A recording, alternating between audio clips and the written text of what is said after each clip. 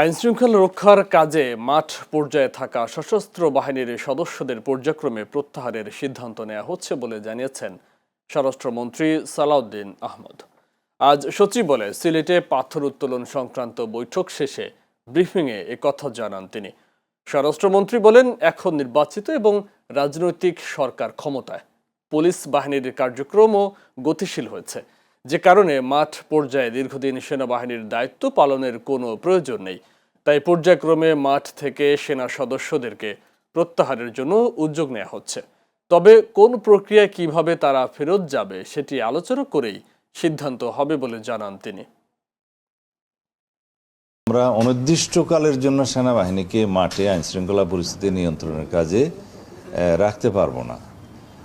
নির্বাচিত সরকার, রাজনৈতিক সরকার দায়িত্ব গ্রহণ করেছে। আমরা পুলিশ বাহিনীকে একটা সুশৃঙ্খল অবস্থায় ফেরত নিয়ে আসতে পেরেছি বলে আমাদের এখন বিশ্বাস জন্মেছে, জনমনেও বিশ্বাস জন্মেছে।